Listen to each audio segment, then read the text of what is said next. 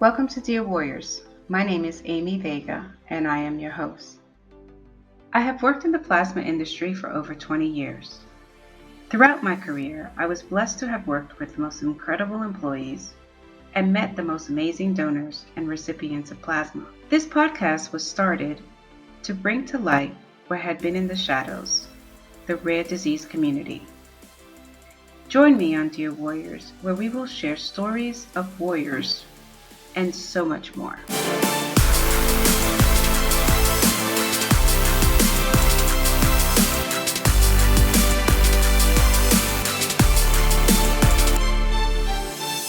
Hello, everyone. It's Amy and Allie from Dear Warriors. Hi, guys. Hi, Miss Allie. It's been forever. It feels like it's been forever. I've missed you so much. You know, Amy, it's been a super long week. Can I just say? It's been a very long week. It really has been. This is probably not going to air. We're on election week for the current time, but it won't air until probably December. So those people that are listening to us and it's December, think about us, think about yourselves on election week. And this is what Allie and I are feeling right now, but we will not make this a political show. So we're just going to chat. We're going to chat through this and we're going to get through this week and have a good time. That's all we can do to get through this week. I agree. What a rough, I haven't slept. I feel like I'm a zombie, honestly. I haven't slept since Tuesday. But you know what? The world is healing and we will heal. And our job is to heal through our voices. So I'm hoping that we can bring some joy out there, whoever is listening. And we're just going to talk. We're just going to talk on different topics. The last time Allie and I spoke, we spoke about the gym, we spoke about recipes and desserts, and we had such a great time. And so we decided this episode, it's just talk, just random conversation. And we have had some phenomenal, uncharted conversations. I mean, when you and I get in front of a mic, the conversation just flows. It does. I love it. Again, I would love to do this every single day. This is my goal, is to be able to bring this every single day. Eventually we'll get there. We need all the listeners to support us and write to us and give us show suggestions. You can write to Allie@dearwarriors.com, Megan@dearwarriors.com, or if you want to tell your story, just write to mystory@dearwarriors.com, and we will listen. We will bring you on board. We can cry with you, laugh with you, cook with you. I can't do the knitting thing like Allie, but I can watch while everybody does it. That would be great. We would love to have more guests and more advice on how to bring this show to you at a more frequently, and just normalize it. We just want to normalize the community. We just don't want it to be sad. We just don't want it to be, where everybody comes off the show feeling worse that they came on. That's not my goal. The whole purpose of the show is to bring to light what's been in the shadows. And I think, I say it and I say it and I say it. The rare disease community is something that's not a lot of people know about it. And I think it's important for everybody to understand. I think it should be a normal conversation. And plasma is now, I think, because of the pandemic, I think that we are looking at more plasma talk than ever in history. And I've been in the industry for 20 plus years, and plasma, everybody's talking about plasma. It's interesting. Last week I was on the PPTA virtual meeting, and I wanted to tell you that there's not enough plasma. A lot of the recipients are very much afraid because of the COVID and because they're using plasma to treat, right? They're using plasma for the antibodies of people that have come through with COVID, those antibodies. they're using that for those, those patients. But a lot of the rare disease community is kind of scared because, hey, what about us? We're right here. We still need plasma. And so a lot of the conversation that I noticed when I was on this call, this virtual meeting, was the fear of not having enough plasma. I guess years ago in the 90s or something, there was a plasma shortage, and it really created havoc or, fear in the rare disease community. We're not there yet. And that's not my job to, I don't want to instill fear or panic into the community, but we need to come together and figure out a way how to push these donors, to how to push family members, friends, everybody that we can towards those plasma centers. The entire time during the pandemic and during the shutdown, plasma industry did not shut down. But because of the shutdown, because people are afraid, because some of them just don't understand that and the plasma industry takes they take extra precautions even now, more with COVID, for you to come in and feel like you're okay. There's a lack of plasma. And that's, if you think about the balance, it's scary. Not a lot of people are donating because they're afraid of COVID, but we need it because the people that don't have COVID need their immune systems to go higher because we don't want you to catch COVID. So it's a COVID versus COVID. Like COVID, I got you antibodies, versus I need plasma to prevent me from getting COVID because I need my antibodies up, and I need to feel strong and healthy. So there is such a sad balance between that. How do you feel about that? I saw you raise your hand, so I know that you are one of my I'm worried too. I have already experienced such a catastrophe over the course of my infusion therapy history. I've already experienced multiple times, actually, where the company comes back to me and says, "Oh, I'm so sorry, Alexandra, but your product is actually out of stock." What? Meanwhile, I'm scheduled to get my infusion. My life-saving, gets me out of bed, allows me to hold my job, allows me to have any sort of resemblance of what may be normal, since I don't even know what normal is. But when I get a phone call like that, and if anyone else out there is listening, if you've gotten that phone call, you know how it feels. And I'm telling you, I know how it feels because I've been on the receiving end of that call, and I've had to experience going without it because there is a shortage. And to think that when it happened a few years back, we weren't in the middle of a pandemic. If we were to experience something like that now, then it would probably be a lot worse, and the shortage would probably last a lot longer. And that's it. I can see it. It's hard to speak. It kind of scares you. It cuts off my windpipe a little bit. It's sort of like, well, no, I can't even fathom that as being part of the impact of the pandemic, because I've already experienced it on a smaller scale. And so to think that I would be getting that phone call again, and this time in these circumstances, God knows how long the shortage could last. I've already experienced shortages with several months in between my infusions, which, again, for anyone out there listening to this episode who is a recipient of this therapy, you know that going months in between is catastrophic. It's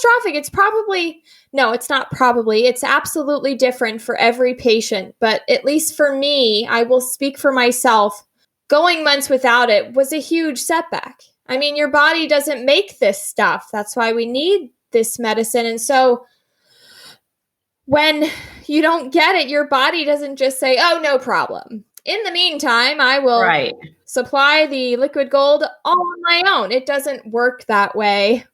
So the idea of there being a shortage is terrifying. It is. And I wasn't going to bring it up, but before we got on, we were in the green room. We started talking about the meeting, and I was like, "Whoa!" But we need to talk about it. It's a serious enough conversation where, I don't want to bring fear, but I just want people to understand that we need to come together and try to get as many people. And the plasma centers and the companies are doing a great job saying, hey, we're giving out money, we're giving out, prizes and TVs and barbecue grills, and just they're doing everything they can for the donor to come in. But our family, our friends need to understand, hey, there could be a shortage. Hey, I should go and donate. Yes. And so I do. I think that we need to come together as the rare disease community that we are and come out and say, we need you. We need you more than ever before. And sometimes they just don't understand because, okay, again, like just listening to the meeting, there were people, recipients of plasma, and then there was COVID survivors, antibodies. Mm-hmm. And there was this one speaker that said it exactly. He was right on it. We understand that there's a need for COVID. We understand that because we want plasma to make you feel better because you have those antibodies. But on the other side, we still have this entire community that is looking out their blinds like, hello, did you forget about us? Like, we need the plasma so that we don't get COVID. Because if you got, God forbid, if you got COVID, you couldn't give us your plasma to help save somebody.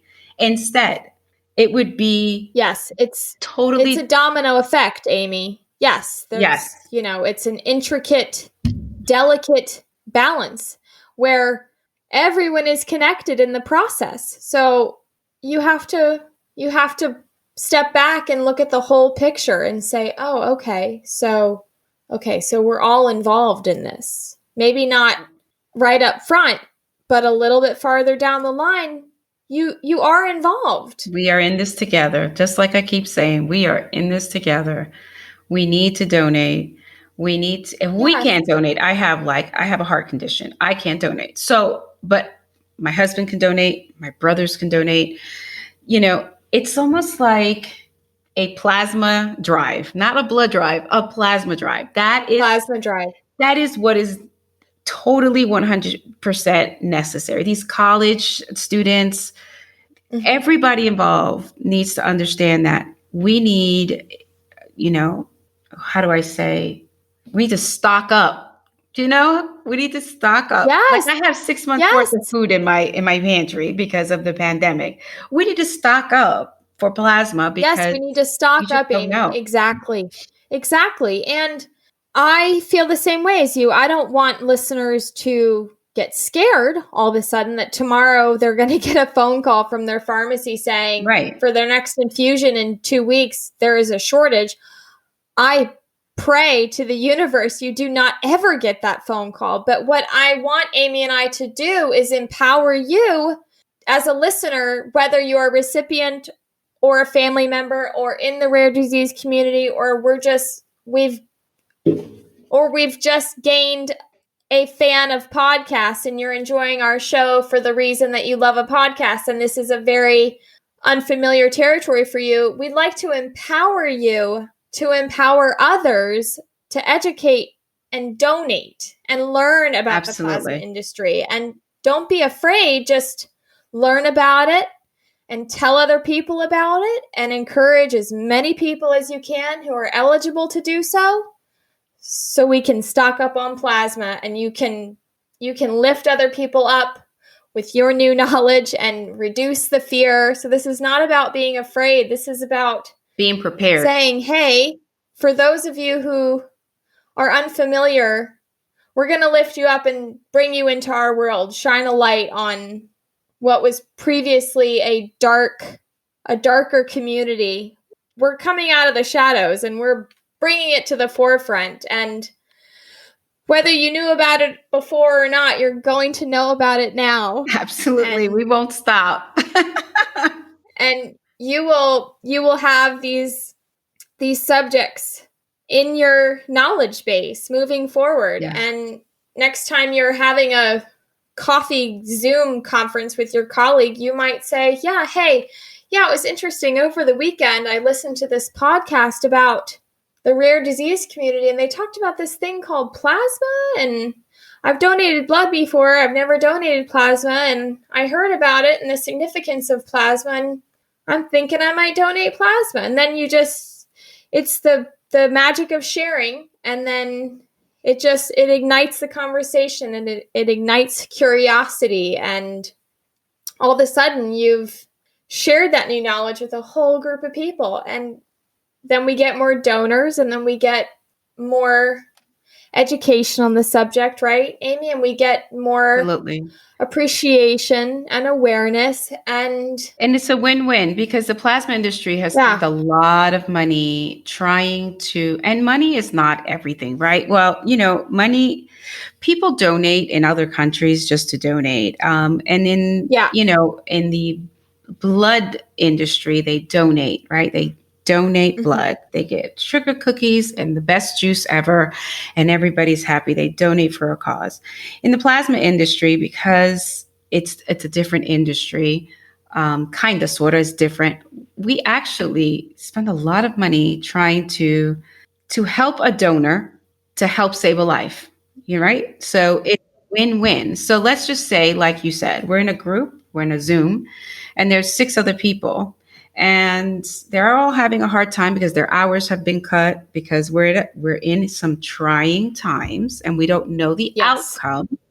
So this 2020 is not over. So we're still knee deep, knee deep. So a lot of jobs have been cut. A lot of hours have been cut, So, hey, let's get together. Let's help Sally Sue. Let's all donate. We donate for her. We give her all this money. Next, you could donate twice in a 7-day period. So the following donation, we're going to help Harry. We're all going to come together, and then everybody helps everybody. And I think, it brings everybody together, and it's a win-win. You help save a life on your own side, and then you help us save a life that you will probably never meet, but there's somebody out there, vein to vein. And it's so important. That's why I've said it before. I'll say it 1,000 times. There's nothing more powerful than meeting somebody like you. Somebody like you. When you know what I'm saying? There is a gift. There's just a feeling that you.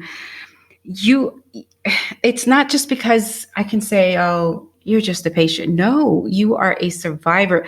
What people don't realize, and I get chill bumps just saying that, is you are an incredible person. And the fact that I contribute to you in a way, it just makes me feel, it's all emotional, right? I can't donate plasma, but I used to work at a plasma center, and I'd be damn if I closed my doors at 99. I'd be like, nope, we need one more donor.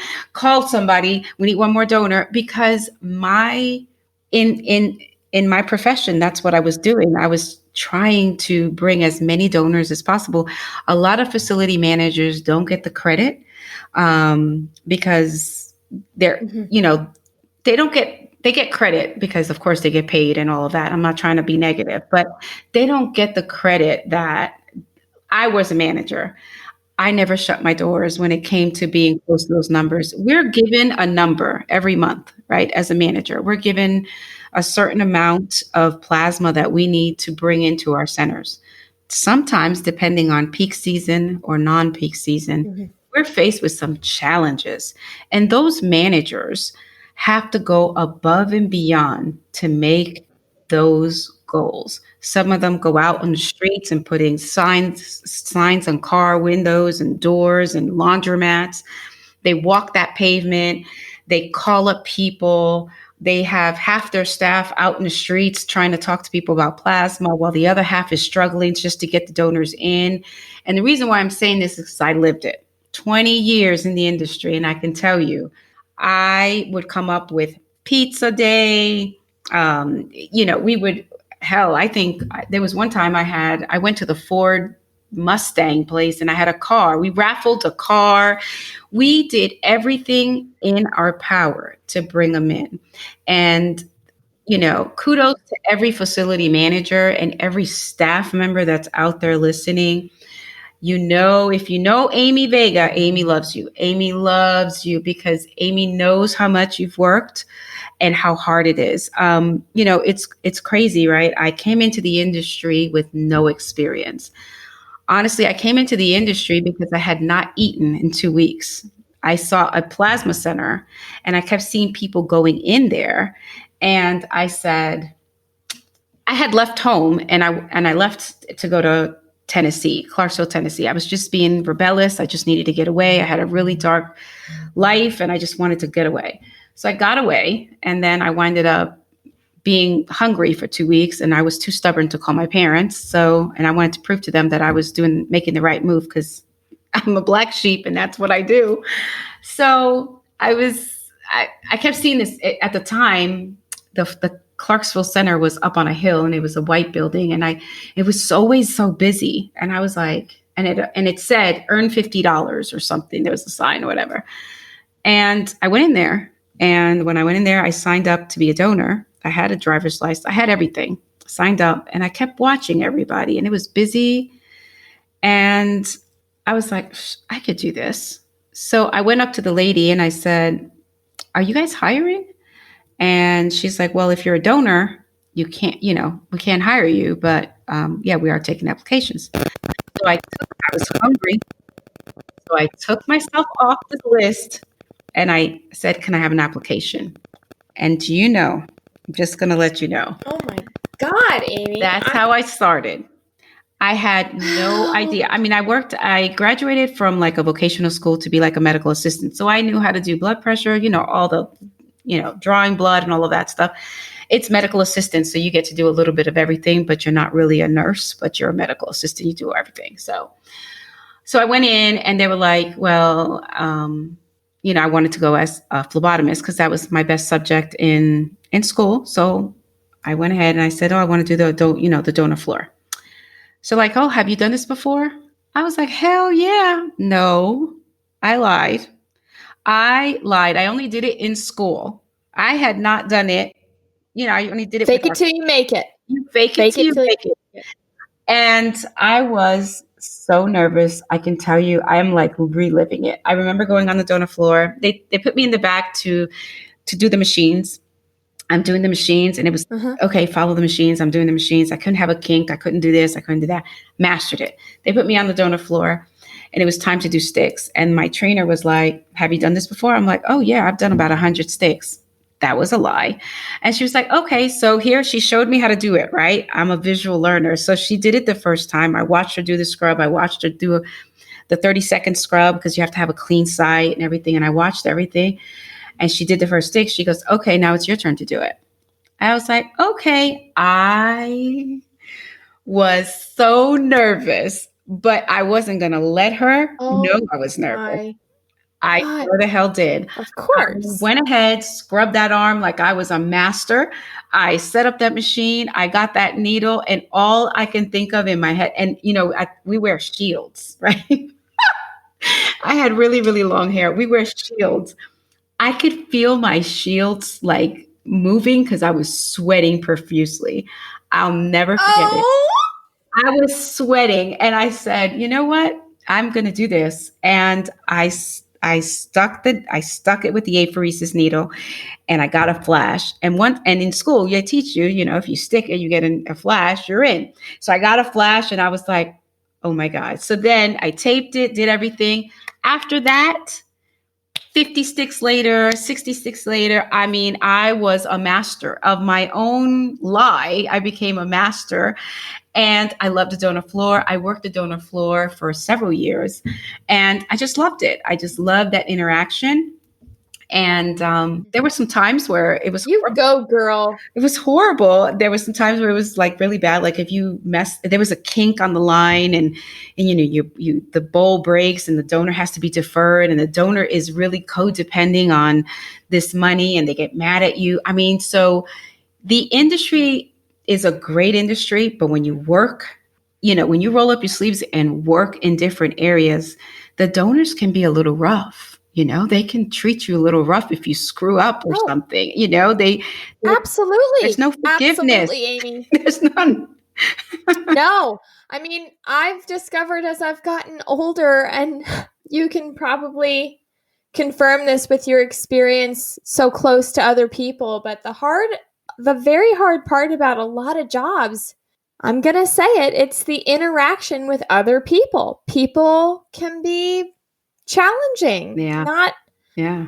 Not always great, not always terrible, but just kind of taxing. Oh, yes. And Very taxing. And back then, the plasma centers were not as beautiful as they are now. Like I was telling you before, the companies spend so much money now on these centers. They make them look. When I tell you that we have centers that are extremely beautiful, you walk in and it's like, oh my God, beautiful. They've done a great job. Grifols, CSL, Octapharma, all the ones down the line done a great job. But back in the day, you're talking about 20 years ago, in the 90s, whoa, all I could tell you is OMG. And then Whoa. just as rough as this donor looked, at the center looked, was the donors, and that's where that stigma came from. And and I believe we're doing a better job of recruiting and our image and all of that. But that stigma has stayed with us. And so a lot of these college kids that are not used to that they think about that kind of stuff really hurts the donation process. Mom and pop can't go up to the donor center if there's a bunch of people hanging out outside of the center, making, Absolutely. you know what I'm saying? So, yes. I honestly feel that that's where I think the industry has done a better job these last few years than it was back then. And I'm just keeping it as transparent. And anybody that is listening, that has been in the industry as long as I have, they understand. I mean, even further before me, I had a person that worked with me before that she used to tell me that they used to have cigarettes in the booth or just like that. That's how bad it used to be back then. Oh, So I can't even imagine. So I the cannot industry even has imagine. come along. The industry has come a long way. They've come a long way, and I'm very proud of the industry now. I was back then because I knew that we were helping people, but it was a rough help. But now, if you look at before and after, wow, we have come a long way where college students can feel okay to come in, and actually, I don't know how they call it, as sorority houses or just they can come up with a challenge between houses and actually go and donate. You know what I mean? Like now, I think there's a center in in Nebraska that literally built the center on the colors of the college because we want to attract more college students so that the younger people could understand that it's safe, it's clean, we are different, we're not like before, and it's okay to come donate. Please come and donate. And I guess my point is we've come a long way,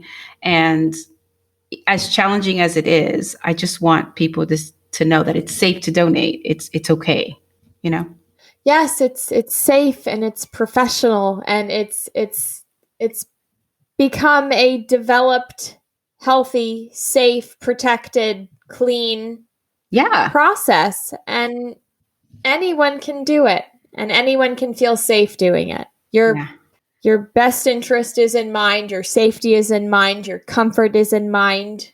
There was actually plasma centers that had daycares. I don't know if there's any more out there, but back in the day there was plasma centers that had daycares just because the majority of we have more male donors than female donors. And so we provided, isn't that crazy? We have more male donors than female donors. So we wanted to bring the female donations up. And so a lot of companies invested in putting a little like romper room in, like a little romper room in the reception area so that people can feel safe, bring their kids, come and donate and all of that. So great times.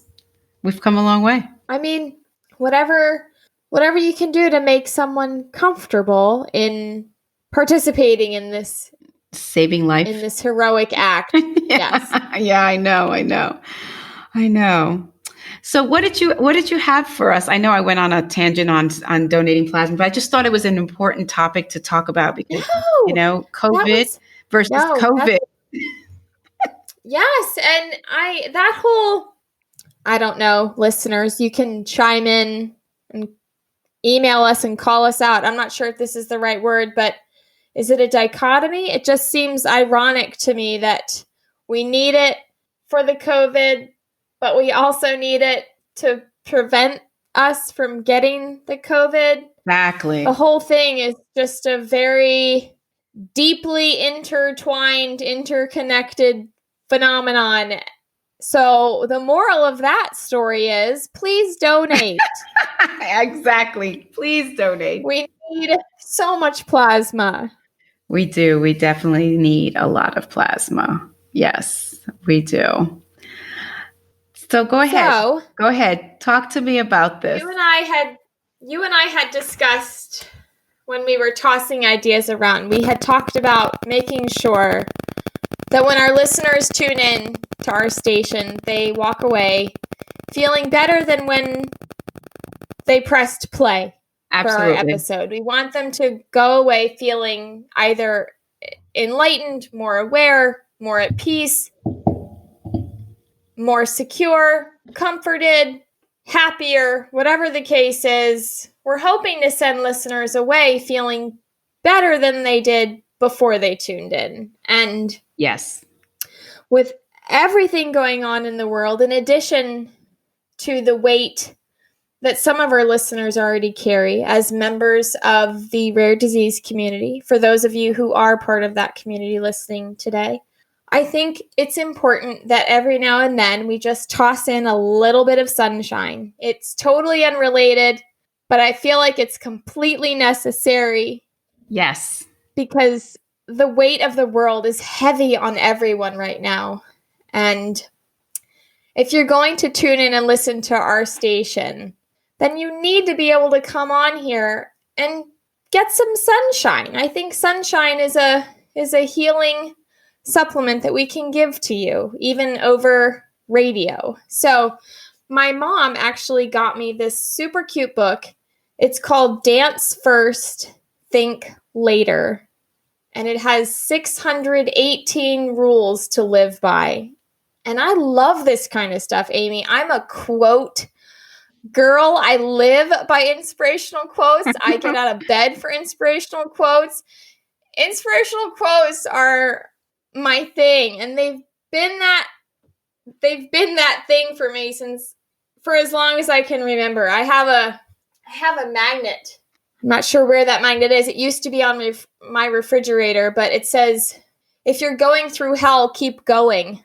I know that's not the most positive quote to open this part of my segment on. However, in my mind, whenever I would see that magnet, I would always tell myself if the pain was really bad or if things were just not that great, I just had to keep going. Because if you stop, then you get stuck. Absolutely. In whatever darkness you're in. But if you keep going, you will eventually reach the other side.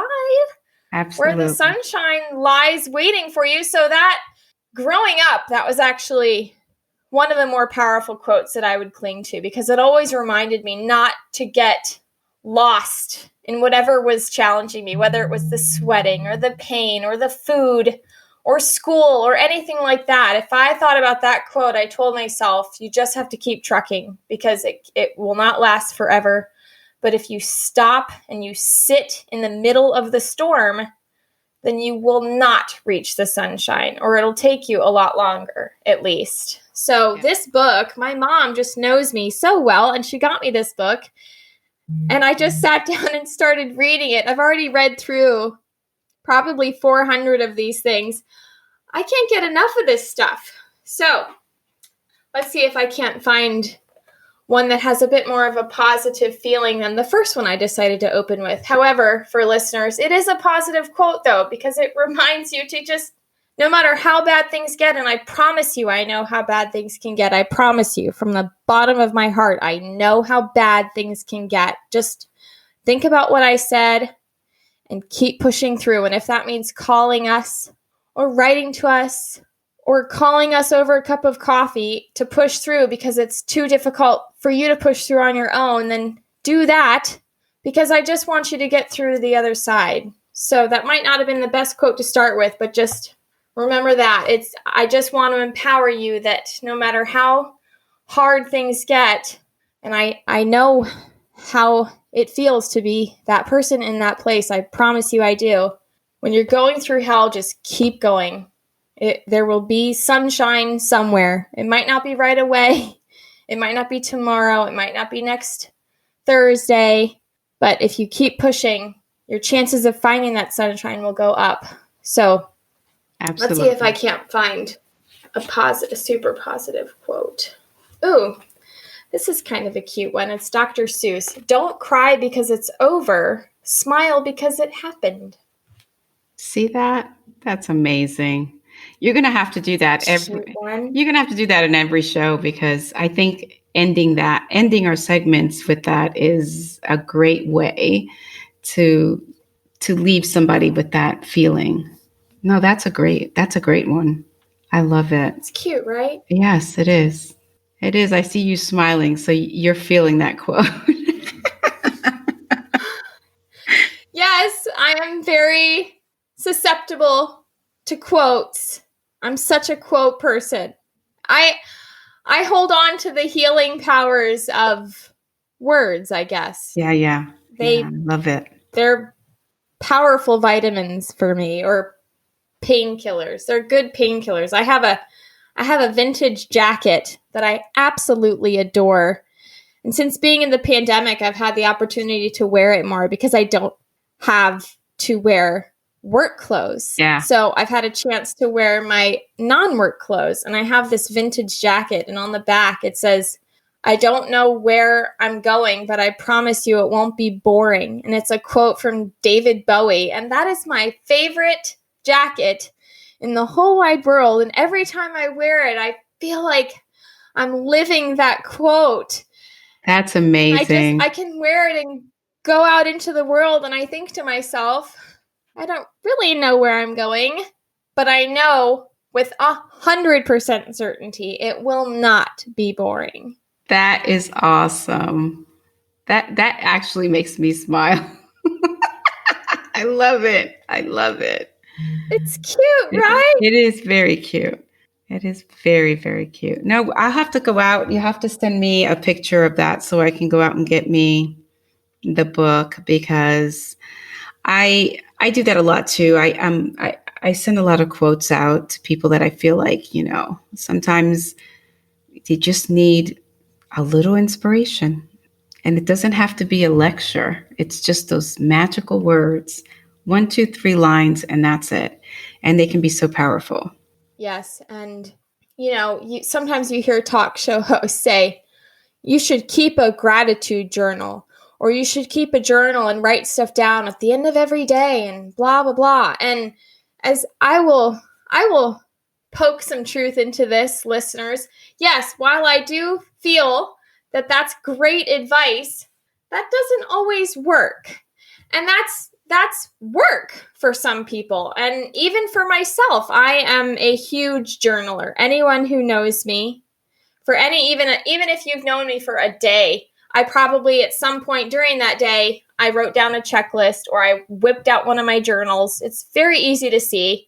I'm a journaler. I'm a checklist maniac. So even for me, it's work. And so I wanted to debunk that, if that's the right phrase to say. And if that's too much work for you, buy a book and then take pictures of the quotes that you see in it. And then you just have it on your phone. And if you just see it real quick, if you don't have the energy to write it down, yes, if you don't have the energy to go looking for things, just take a picture of it. And then you can easily refer to it and say, okay, I'm good. I'm okay. I got my healing dose of whatever quote floats your boat. And you didn't have to go out and buy a journal. You didn't have to sit down at night and take 30 minutes to write what you're grateful for. You can process those thoughts in your mind. You don't have to write it down for it to be real. I'm not saying that you all shouldn't still acknowledge what you're grateful for. I do believe that is a very healthy healing suggestion, especially during these times. But if that's too big of an ask for you, but you still want to reap the benefits of some of these quotes, just take a picture of it. Or if you're out somewhere and you see it, take a picture of it. Or if you have Alexa, something on social media. Yeah, if you have Alexa, you could say, oh, I said her name, she's probably going to speak. But if you have her and you say, what is the quote of the day? She'll give you a morning quote. Oh, I'm totally going to start doing that. Yeah. Take Alexa, what's the morning quote? I have to whisper because she'll say, the quote of the day is.